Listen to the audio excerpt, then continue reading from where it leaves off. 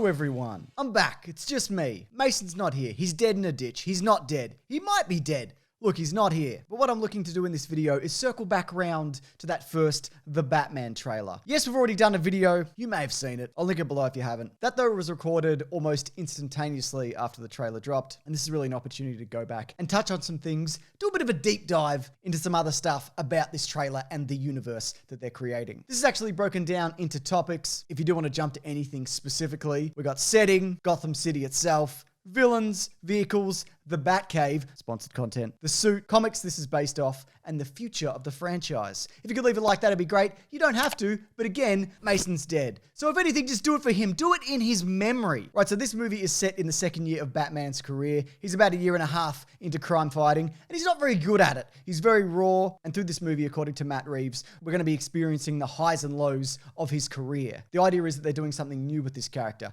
We've seen year one before, and we've seen him later in his career, but in this movie, we meet him in the middle of what's been called a criminology experiment. See, the Batman in this universe, people are very unsure of him. The public, for one, are like, this guy's a terrifying monster, maybe. Is he real? Is he supernatural? Is he a billionaire in a cape? Yes. But they don't know that. People don't know that. And it's the same with the cops. And I believe this crime scene is the first time he's actually been invited in because the crime relates directly to him. He's called out specifically by the Riddler, who we are going to come back to. You can really kind of feel the uncertainty around this character when he enters the room. Again, I might be wrong, but that's the sense that I get from it. This film, of course, it draws on the influences of movies like Chinatown, The French Connection, Taxi Driver, presumably the movie Joker, which, you know, if you know anything about cinema, that's the real Taxi Driver. But yeah, this is a detective noir story that sure will probably focus on punching and kicking and riding motorcycles and all that kind of stuff. But above all else, this is a mystery. Okay, the city of Gotham. Now this is actually filmed in Liverpool to give it its own unique style. And I'll tell you what I mean by that. Because each movie, Gotham is a certain way. It has a certain feel. Depending on what interpretation you like or don't like, that really can't be argued. The Adam West version had the swinging 60s look. Burton's is a gothic nightmare. Schumacher's was a neon nightmare. Nolan starts off as a bit more fantastical, maybe not so much in Gotham itself, but when we visit places like the Narrows, and then on from there it's more Chicago-esque, which, you know, makes sense because filmed in Chicago. And then when we got to Batman v Superman, Gotham is, you know, it's docks mostly. 90% docks maybe. I think they might have one art museum or something. Who's to say? But yeah, this is something different again. Like has been done before, they are using real locations. But what they're doing, they're extending the city with CGI. So you get those familiar real world elements that then expand out into this unrecognizable city. That's the idea there. All right, villain or villains. Now we mentioned in the last video, or I think I might have mentioned specifically, that is the Riddler really the villain here? Is there something else going on? And I got a bit of a drumming for that, you know, which is fair enough. I'm wrong quite a bit. But the reason I think that is because if this is a murder mystery Batman story, I don't think it's necessarily just going to be, there's a man called the Riddler leaving riddles and doing murders. Who is it? It's the Riddler. By the way, that riddle has been solved. Andrew Lane did that on Twitter. Thank you, Andrew Lane, if you're the first to do it. Maybe you weren't, but you get the credit in this video. Well done. I don't think, though, the Riddler is alone in his actions, as in he's being backed by somebody or he's being manipulated. Who could that be, though? Well, as some have pointed out, there are a few hints to what could be the Court of Owls in this universe. Now, for those who don't know, the Court of Owls are a more recent introduction into the Batman mythos in the last 10 years or so, I would say, the start of the New 52. And they are this secret society that have existed in Gotham for decades, potentially hundreds of years, and they run everything. They're like the Gotham Illuminati. They wear the weird masks, they do the eyes wide shut parties, you know, all that kind of bizzo. Batman thinks he knows the city because really his family and his home, they are steeped in the lore of Gotham. And he's surprised to learn that there is this hidden element that has been here for longer than he could possibly comprehend that's able to turn his whole world on its head. Now, the hints include there's a card with an owl on it. It says who being, you know, who is this? Or like, who? I'm an owl. Who? The noise an owl makes. Who? Again, could be just an owl. But aside from that, if you look at this scene right here, where Batman is grappling away, we can make out a few people underneath him.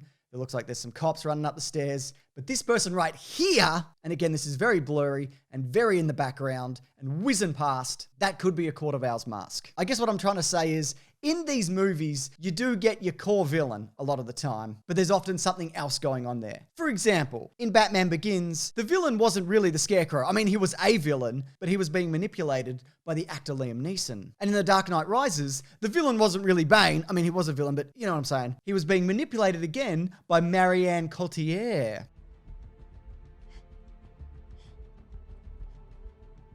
And in The Dark Knight, the villain wasn't really the Joker. In that case, it was most of the Joker. He did most of the stuff, most of the crime stuff. It's a good movie. You've ever seen it? The Dark Knight? You should check it out. There's going to be a bunch of villains in this, though. Carmine Falcone, played by John Turturro. The Penguin, played by Colin Farrell. Catwoman, who's sort of a villain, though I imagine they end up teaming up at some point. They're riding bikes together. You've probably seen this footage. And then, of course, you get these thugs who've got their face painted, which people have speculated could be links to the Joker or some kind of Joker homage. The theory has been floated that maybe this is set in the same universe as Joker. And it's decades on and he's become this kind of horrible, spooky symbol. I would say that's very unlikely. I do think this is in its own universe. But hey, you never know. More about the Joker in a bit, though. Vehicles. Okay, so there's two vehicles of Batman's that we see in this. His Batmobile, according to car experts, which I am not one of, looks like some kind of 1970s Plymouth Barracuda, though with a custom shell, so it's got a different look. It's also got an exposed V-configuration piston engine sitting on the back, probably. I don't, yeah. Also, he's riding a motorbike, which looks like a Harley-Davidson FL Softail, again with custom elements. So if you know things about motorbikes and cars, I bet you're like, you blew it, James. You really blew it then. You don't know what you're talking about. But if you don't know things, maybe you're like, oh my God, you know so much about vehicles. And that's true, I do. I know the most of anybody. All right, the suit. Now, it looks like there's various homages in the suit at this point. He's kind of cobbled it together over his year and a bit of crime fighting. So it's a bit hodgepodge. He's kind of adding to it as he goes to make improvements so he doesn't get killed. One of the things that's been pointed out, though, and this was a while back when the first image was revealed, that it looks like the bat symbol itself is actually made up of broken elements from a handgun. It has been speculated that this is the gun that shot his parents, which is actually a nod to Detective Comics 1000, where he melts down that very gun, this symbol that collapsed his universe and then created into something that protects him. Does this mean we're going to be getting flashbacks to the death of Bruce Wayne's parents? Oh my God, can you not? But yeah, maybe. I don't know, he might just talk about it. Be like, oh, my parents, I hate what happened to him. But though it does look like it works, because you see at a moment in this trailer, he does get shot in the chest and it pings off him. Still looks like it hurts. Apparently, if you do get shot with body armor on, you're like, ooh, that still hurts more than most things. Speaking of comics, though, there's a number of comics that this does draw on. Batman Ego has been mentioned specifically. The Long Halloween, that is very much a detective mystery story. Batman Year Zero, that's mostly just for the motorbike element, really. And of course, the New 52 Court of Owls run. Those are fantastic stories all in all. They're absolutely worth checking out. Are you stuck at home for reasons outside of your control due to ever-escalating world events? Do you wish you had more things to watch for a momentary reprieve from the ever-present reminder of our own mortality? Well, get this! In addition to no data logging, which protects your privacy, NordVPN allows you to switch between 60 plus countries to watch content from around the globe. For example, want to watch the complete series of Gotham, which includes a great live-action introduction to the Court of Owls? Well, just switch NordVPN to Australia, and you can watch it through your own Netflix account. You see, most streaming services offer different region-specific shows that you can have a bit of fun hunting around for. You'd be amazed at what you can find. And also equally amazed by NordVPN's super fast servers, and amazed 3 times, by the money you can save. Plus, 30-day money-back guarantee if you aren't entirely happy with the service. Well, look, you will be. Let's not kid ourselves. And right now, you can actually get 68% off a 2-year plan, plus 1 additional month for free when you go to nordvpn.com/Mr. Sunday Movies, or just use the code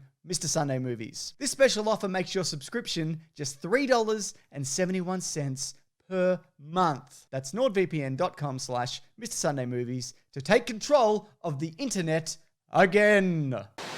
Now, in terms of the cave, the Bat Cave, we do get a glimpse of it in this trailer. Not of Alfred, we hear his voice, Andy Serkis, but we don't see him. Apparently, it's an incredibly original and different set. I mean, it's a cave, but sure. And Matt Reeves has said that it's going to be really fun for the audience to discover what version of Bat Cave this is going to be. I'd imagine if it's anything like the suit and the car and the motorbike and the eye makeup, it's going to be a very stripped down interpretation. Maybe it will build on as the movie goes. And as the trilogy goes, we're going to come back to that in a sec. But yeah, I can't imagine we're going to be getting a lot in this. Not like the high-tech 20 years on Batcave from Batman v Superman, or the enormous cavernous version from the Tim Burton version. Again, this is something else entirely. The future, though, the future of this film. Now, as mentioned, yeah, this is a trilogy, the first of 3, which of course is what Christopher Nolan's movies ended up being. That nearly didn't happen off the death of Heath Ledger, but it seems like they do have a 3-story arc that's being planned out. That means, of course, there will be elements introduced in movies down the line. And what I think that could look like is potentially the Joker, though I'd imagine off the back of Heath Ledger. You've got versions from Gotham. You've got Jared Leto's everybody's favorite, Joaquin Phoenix. And there's multiple Joker books that are running all the time. There's one about 3 Jokers existing at once now that's happening at this moment. I don't know whether they are going to introduce the Joker. People might be a bit jokered out at this point. But then again, I'm always open to seeing something new. I think it does get more difficult to make something unique with the more interpretations that we're seeing. But I also think there's a very good chance in follow-up movies that we're going to be getting Robin. The Long Halloween has a sequel, which I think is probably just as good. Well, that's really open to debate, but it's called Dark Victory, and that introduces Robin as a child. And Batman specifically trains him to take down the killer of his parents. It's kind of messed up, and I think that would be interesting to explore this idea of a Robin who's actually a child. I mean, because when Chris O'Donnell did it, what was he, like 33 years old? It would kind of be a disturbing element that you would add to this universe. Kind of like Hit Girl and Kick-Ass, but not fun. Just like, oh, why are you doing this? I mean, Kick-Ass do that as well, but you know. But I do wonder, are we going to get more fantastical elements as the story progresses? It's really too early to say at this point. I mean, in movie 3, are we going to get the Flash popping out of the future going, oh my God, Batman, I've come from such a horrible future? I hope not. I mean, I don't hate that idea. I just think, put that in its own universe. I think this is going to be a very contained set of stories that they're telling here. I think they are looking for a new version of the Dark Knight trilogy. I think they got burnt by trying to mesh a whole lot of characters together as quickly as possible. I think this does, in a way, aim to replicate the success of Christopher Nolan. You get a director with a specific vision and you let them build their own universe, which is not encumbered by other things. Anyways, question to you. Do you like the direction that this movie is going in? Bearing in mind, we saw such a small snippet and they've only filmed 25% of it. Do you like Robert Battenbat, which is his official Batman name? There is no more concise way of doing that, I should point out. Do you like him in the role? Because I know people are like, oh my God, Twilight, ugh. I think a lot of people are past that now because that movie was like 8 years ago and he's done a bunch of terrific movies. But really being Batman, it's not about whether you've got acting. Anybody can got acting probably, I say as someone who's never done any acting. But Batman is all about the jaw. If you got the jaw, everything else falls into place. And Robert Battenbat,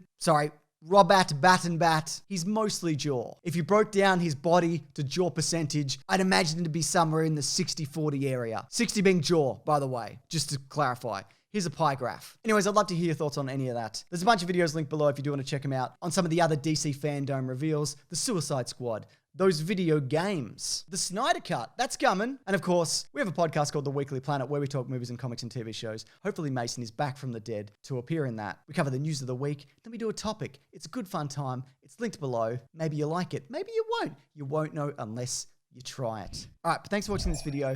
Genuinely appreciate it. Have a great one. You stay safe out there. Well, it's a bloody shit show. Look after yourself. Look after your loved ones. I'm pointing. You can't see it, but I'm actually pointing right now. I'm pointing at you to look after yourself and your loved ones. All right, goodbye.